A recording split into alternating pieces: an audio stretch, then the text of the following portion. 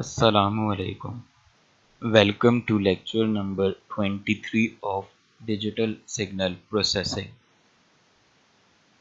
In the last lecture, we have discussed FFT and its computational analysis in much detail. In this lecture, we are going to discuss fast Fourier transform in more detail, and we will try to calculate the spectrum of signal with the help of FFT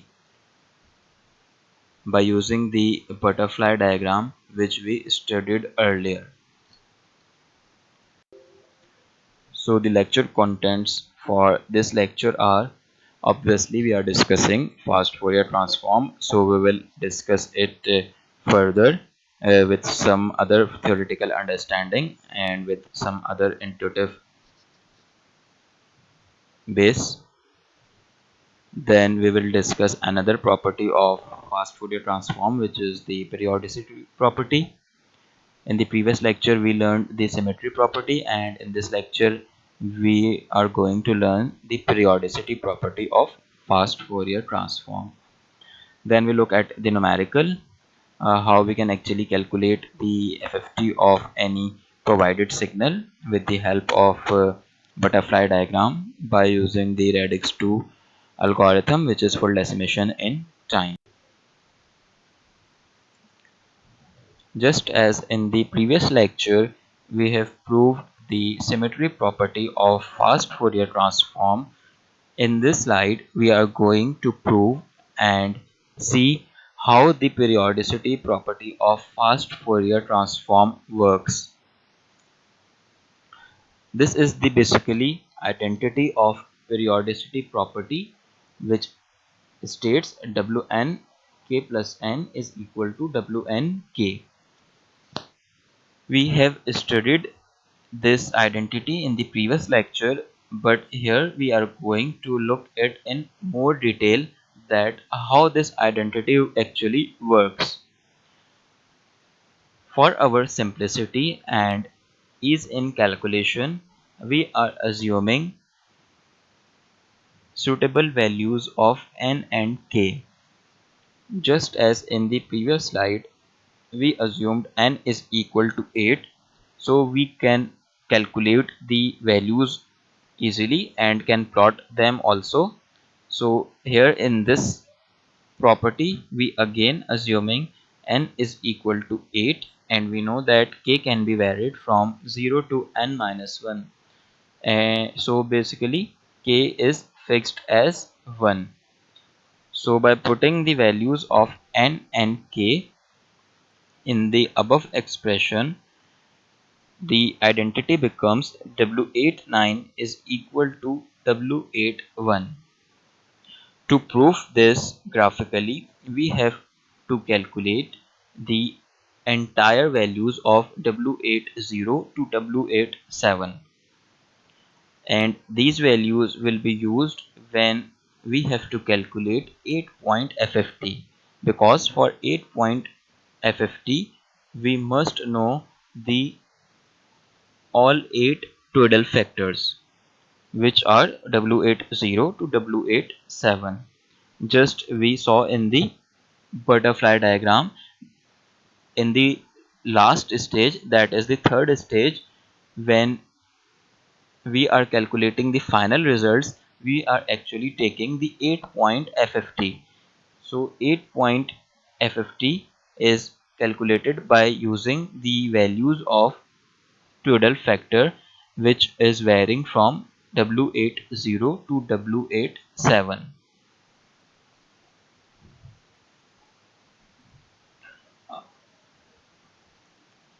Now the values of W80 to W87 as calculated in the previous slide or previous lecture.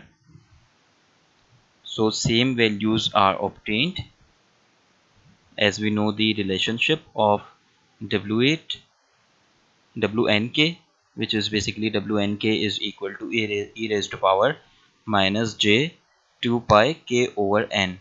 So that relationship was used to calculate these values. So after getting these values, we actually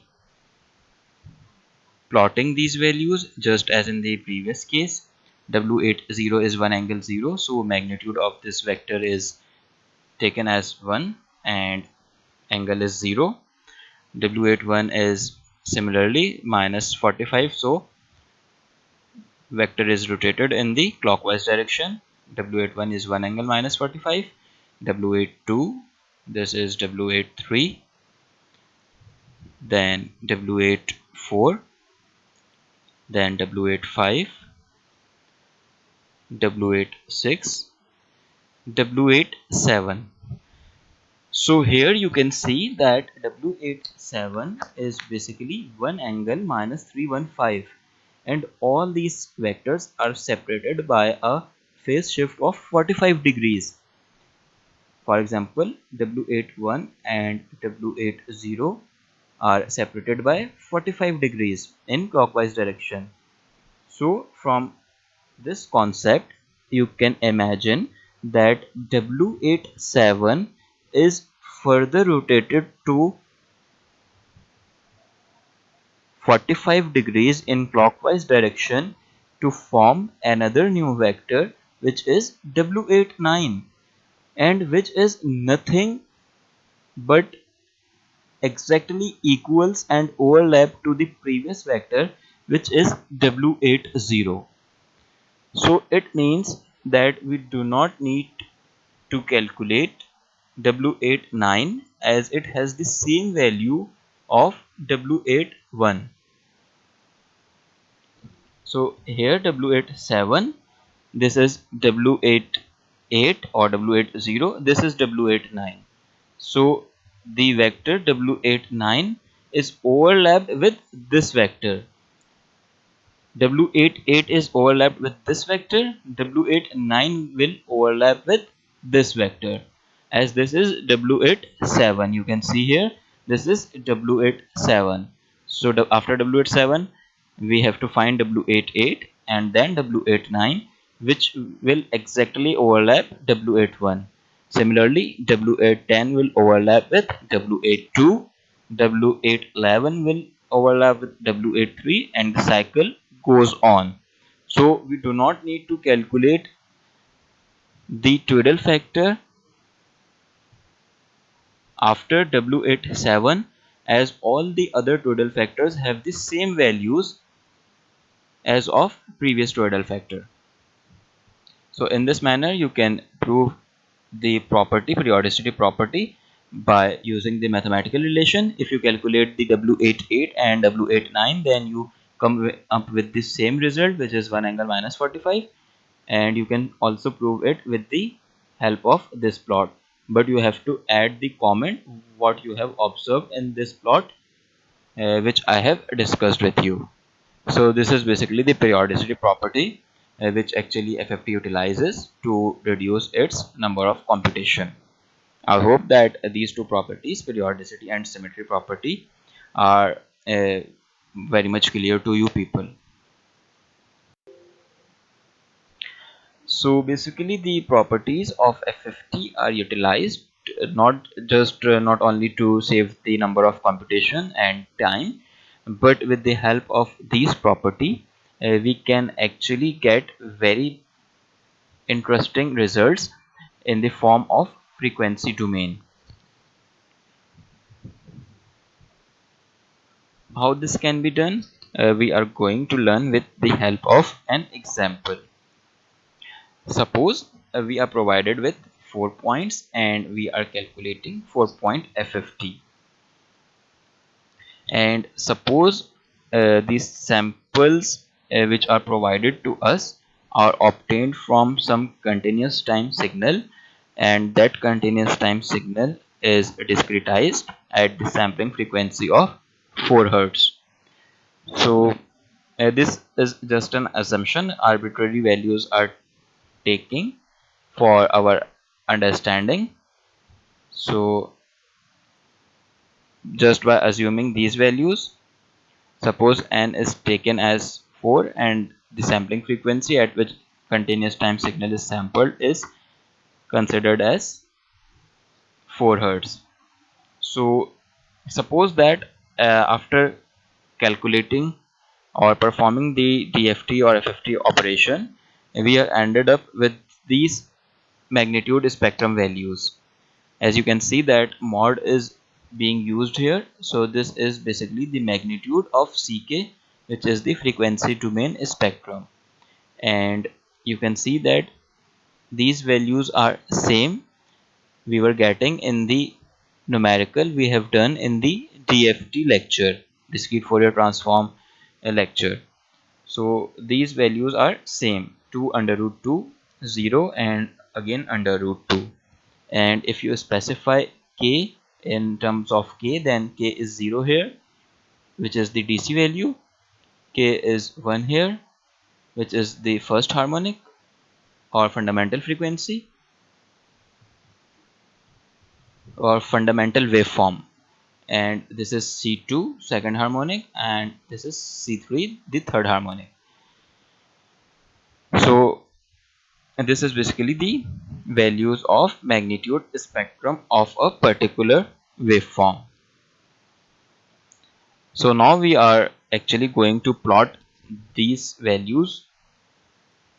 On x-axis we are taking k, and on y-axis we are considering mod of CK, and we are actually varying it with C0 to C3, C1, C2 and C3, as k is varying from 0 to 4. So we have only 4 values, so we will require only these variable, these integers, that is 0, 1, 2 and 3, as k is varying from 0 to 3. Now we are plotting when k is equal to 0 we have 2, when k is equal to 1 we have under root 2, when k is equal to 0 2 the value is 0, when k is equal to 3 the value is again under root 2. Now very interesting thing we can talk about fast Fourier transform is that if we are calculating n-point FFT, then actually in the spectrum we do not need to look at all these spectral lines. Recall the concept of Nyquist criteria. There we studied that the unique frequency range lies in the range of minus fs by 2 to fs by 2. So as we are not considering the negative scale, so that frequencies are already omitted. So it means saving in memory and saving in the computation time. We are only considering the positive values of frequency. But these 4 values have also some redundant values in it. How? As we are provided with n is equal to 4, which ended up with k is equal to 3, we have to look at the unique values only, which varies from n by 2 plus 1. So n is 4 here, n by 2 is 4 over 2 is 2, and 2 plus 1 is 3. So actually we have to look at only 3 values which are unique. As you can see that we are getting total 4 values in the frequency spectrum, but we do not need to look at all these 4 values as some of the values present in this sequence are redundant. How we came to know? Just we divide n by 2 plus 1. So we have to look at only these values. So n over 2 is 2 plus 1 is 3. So it means we have to look only at the first 3 spectral lines which are giving us the complete information of the frequency content present in the provided signal. So these three values are giving us the entire picture. We do not need to look at the other values, as we know that other values are redundant. And if you are going to calculate Ck for other values, which may be k is equal to 4, 5, 6, 7, then you came to know that this spectrum is basically repeating itself. How? Like this. As you can see that these three are the unique values. At k is equal to 3, we are getting the same value which is present at k is equal to 1. Remember, in the original sequence, which is not in the terms of magnitude, we are getting 1 plus iota here and 1 minus iota here, which are nothing but the conjugate pair of each other. So in terms of magnitude, both are having the same values. And you can also see here that this spectral line is similar to this spectral line. So basically spectrum is repeating itself. So we can predict the value of C4 just by looking at the previous value. We do not need to calculate the entire values of this spectrum, and all these other values are redundant. Similarly, for k is equal to 5 and 6, we can predict what will be C5, as the values are repeating itself. So C3 is equal to C1, C4 is equal to C0. Then the values are again repeating itself. C is equal to C5 is basically equal to C minus 1, or we can say the same pattern is repeating itself, the same pattern. So this pattern is repeating C5, C6. Now again C7, C8 we can predict. C7 is the conjugate pair of this, the same pattern is repeating itself. Now C8. So you can see we do not need much values of k to analyze the real-time signal completely, but we only need few values, and these are not limited to the values which are getting in the sequence, but the selected values from the sequence, which is n by 2 plus 1. As n is 4, so we have to look at only 3 values, which is giving us the entire picture of the information content present in that signal. So we can plot it from k is equal to 0 to k is equal to any number we want. So basically this is the range we are getting from calculating the FFT, but actually the unique range is this, and this is the range which actually lies at Fs by 2, because this signal is sampled at Fs is equal to 4.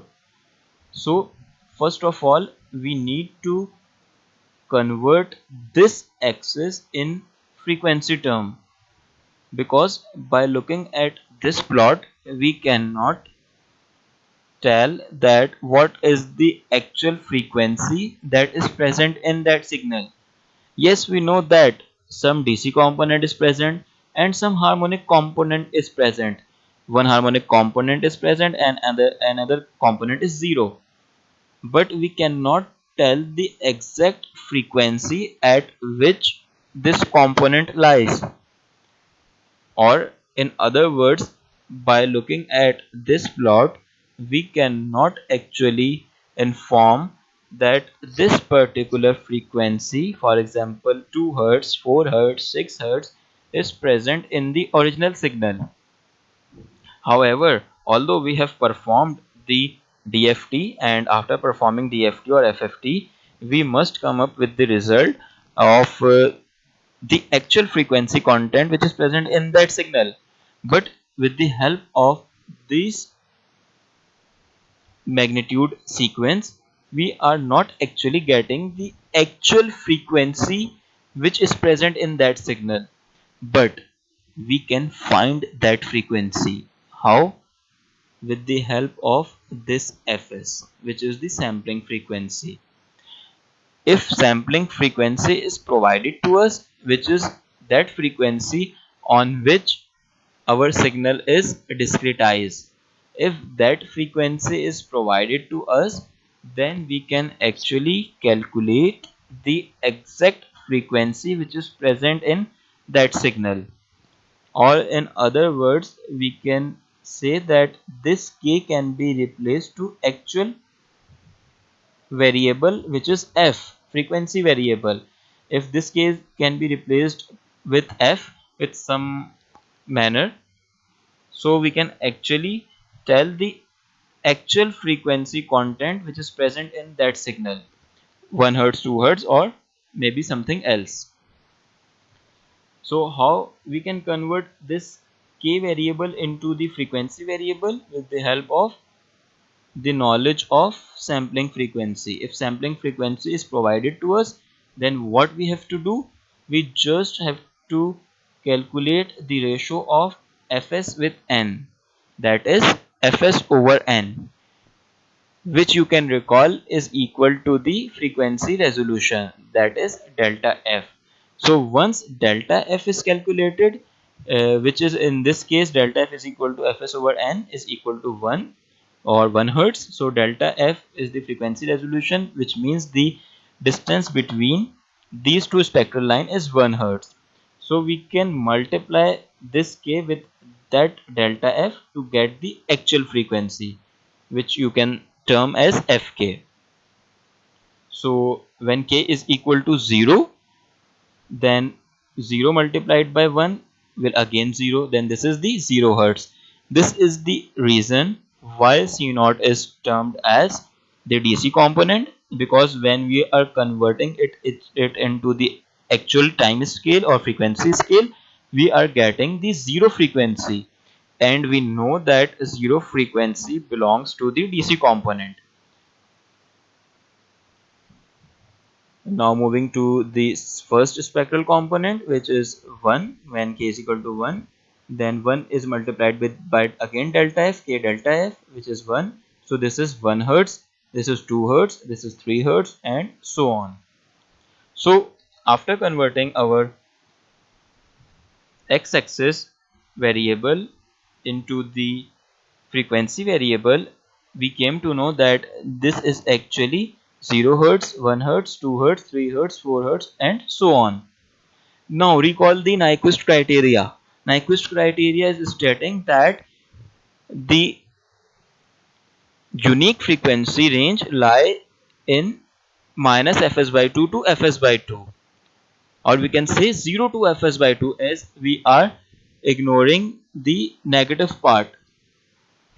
So we can say the unique frequency lie in the range of fs by 2, and here you can see fs is equal to 4, so 4 hertz is here, and fs by 2 is exactly 2 hertz. So this is the range where the unique information of signal is present, and after that this spectral information is just making copy paste of itself. So just we have to look at fs by 2 to obtain the correct and complete information of all the frequency components present in that signal. So by this manner, FFT only utilizes some information, because it do not need to calculate the entire information. As you can see that the remaining information is redundant, so FFT utilizes this also to save its computation time and the number of total computation.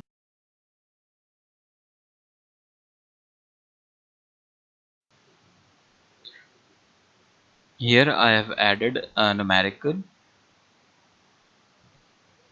to understand the FFT algorithm and the butterfly diagram more clearly how we can calculate actually the fast Fourier transform of the provided signal with the help of that butterfly diagram. And you can see that the values of the signals are quite complex and complicated. As you can see that decimal values are given, so we have to take great care while solving, because our minor error will lead us to a very misleading information in the final result. So we have to perform the FFT with great care. So in the question it is asked to compute 8-point DFT by using the specific technique, which is radix 2 FFT algorithm for the samples given as follows. So we are going to calculate the FFT. So here are the values of W calculated for different values of N. If we are taking 2-point DFT, then we will consider N as 2 and two values of W will be computed, that is W20 and W21, which is one angle 0 and one angle minus 180, which is simply 1 and minus 1. Similarly, for 4-point DFT, we have to calculate four values: W40, W41, W42 and W43. And if we are calculating 8-point DFT, then we have to calculate these 7 values, these 8 values including 0th value. So these W value will be used in the butterfly structure. So first of all we have to calculate these values, then we will use these values in computation of butterfly diagram, which is in the later slide.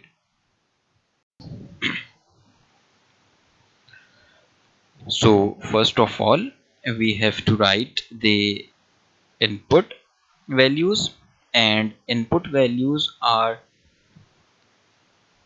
written in a particular manner which I told you earlier, the same manner which is termed as bit reversal technique.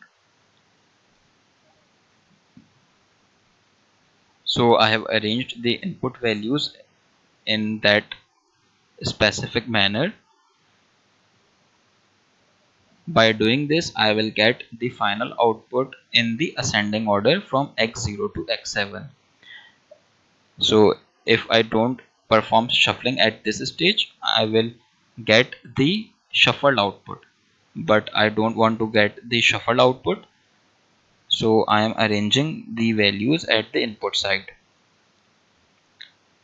So you can see that values are being arranged from x0 to x7 in according to bit reversal technique. Now we are going to make the butterfly structure. At this stage we have to take the DFT for two values, which is 2-point DFT, so two parallel lines and the two diagonal lines. We have to take great care of the direction of arrow, because it will direct us values are proceeding in which direction. So a single mistake in the direction of arrow will lead us to incorrect result. Now we have to write W20 and W21, but before this we are going to complete the remaining structure for the remaining samples. Two straight lines and the two diagonal lines for two sample sets. At this stage we are performing 2-point DFT, so we are considering only two values at once. So two straight lines and two diagonal lines, the butterfly structure, similar for the last subset. Now we have to write W20 and W21. Please make sure that you have to write W20 on the diagonal line and the arrow which is pointing in the upward direction. and for W21 we have to write it on the straight line. So by doing this, we came to know that whatever the values which are passing through this line will automatically be multiplied with W21, and whatever the values which are passing through this line is multiplied with W20, and there is no multiplier that is written here or on this line. So we have to take great care where the multiplier is written. W20 is written on this straight line and W21 is written on this straight line.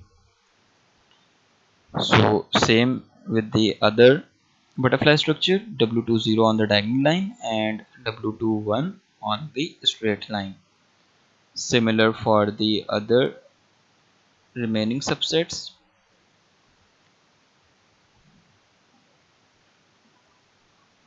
Now after completing the butterfly structure, we are actually going to calculate our first stage output, which is A0. And how we can calculate A0? A0 can be calculated, or A0, where A0 lies, A0 is basically the result of this node, and at this node we know that two values are coming. One is coming from this arrow or this direction, and other is coming from this direction. The value which is coming from this direction is same, as it is not multiplied with any factor. So 0.3535 is coming from this direction, and from this direction the value is coming which is being multiplied with W20, which is nothing but 1, as we already calculate the values of twiddle factor in previous slide. So we can ignore W20 as it is equal to 1. So this line is following this, which is x4. So x4 is coming from here, which is 0.3535, and 0.3535, which is x0, is coming from here, and both these values are being added up at this node, which is A0, or the intermediate output termed as A0. So 0.3535 plus 0.3535 is equal to 0.707. In the similar manner, how we can calculate A1? A1 will be the result coming from this direction and this direction, and we know that whatever value is coming from this line or this path is automatically multiplied with W21, and W21 is nothing but -1. So here 0.3535 is coming, and from here negative of 0.3535 is coming because it is multiplied with -1. So what the result will be? Obviously 0, which is written here. A1 is equal to 0. Similarly, A2 is equal to 0.6464, which is coming from this direction, and minus 1.3535 after multiplying this with 1. So minus 1.3535 is added up with 0.6464, which will give us minus 0.707. Same for A3. A3 is calculated at this node, and at this node we are getting 0.6464 and minus 1.3535, because this negative sign is cancelled with after multiplication with W21. So at this node we are getting 1.99. So same procedure is followed to calculate the remaining values of A, which is A4, A5, A6 and A7. So at this stage we are done with the first stage output, which is the 2-point DFT is calculated for the provided samples. Now these 8 values are our actual data, which is further utilized to calculate the 4-point DFT. And as we know that 4-point DFT, 4 values or 4 sample values are taken at once to compute the 4-point DFT. So we have to make 4 parallel lines. This is the structure to calculate the 4-point DFT. Now we have to plot arrow in this two diagonal arrow which is pointing in the downward direction into upward arrow which is pointing in the upward direction. Same structure for the other subset of 4-point DFT. 4 straight lines and 4 diagonal arrows, 2 pointing in the downward direction and 2 pointing in the upward direction. Now we have to write the total factor on it. First total factor will be on the first arrow pointing in upward direction. Second total factor will be on the second arrow in the upward direction. And where the W42 and W43 will be written on the straight line. Please see it very carefully. W80 is on this diagonal line, W40 is on this diagonal line, and W41 is on this diagonal line. So whatever the values are coming from this path will automatically multiplied with W41. And W42 is written on this straight line. These lines are not overlapping or connected with each other, but as we cannot draw the 3D structure here, so you can see or imagine that these lines are passing through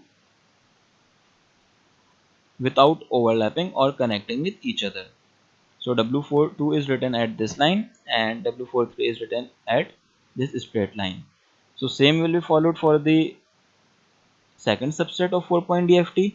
W40 on the diagonal line, arrow pointing in the upward direction, and W41 again on the upward direction arrow, W42 on the straight line, and W43 on the straight line. Now we have to calculate the second stage output, which is yet another intermediate output, which is termed as B0 to B7. How we can calculate B0?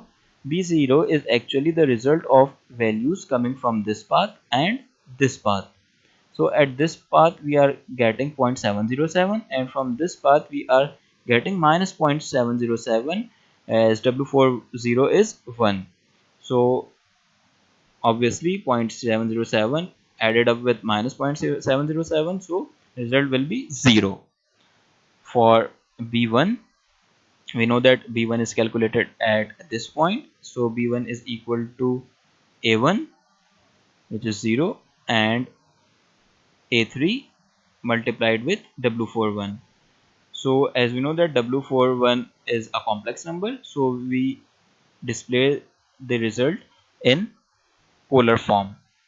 We can also represent it in the rectangular form. So whatever the representation is convenient to you can represent it in that form.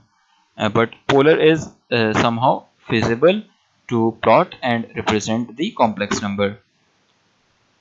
Similarly, B2 is calculated, B3 and other remaining values of B, which is B0 to B7. At this stage we have done with the 4-point DFT. Now we are calculating 8-point DFT.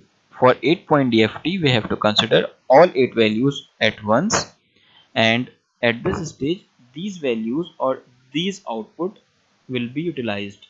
We do not need to look at these values or these values.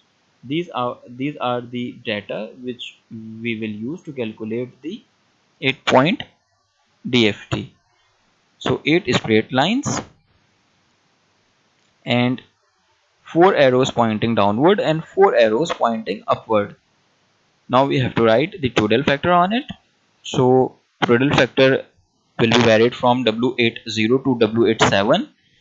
From these values or these total factors, we have to write W40 to W83 on the diagonal arrows pointing in upward direction, you can see, and the remaining W84, W85, W86 and W87 is written on the straight lines. You can see how I have write W values of total factors. W80 to W83 is being written on the diagonal arrow lines, and W84 and W85, 6 and 7 is written on a straight line. So now we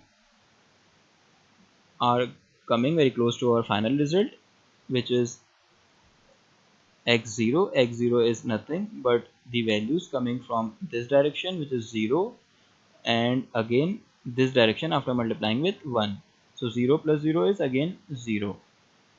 Similarly, x1 is the result of values coming from this arrow, which is 2 angle minus 90, and the value which is 2 angle minus 45 after multiplying with W81. So we will get 4 angle minus 90. So similarly, the other values of x are calculated, which is our final output, and in this manner we can actually calculate the FFT of provided sample values.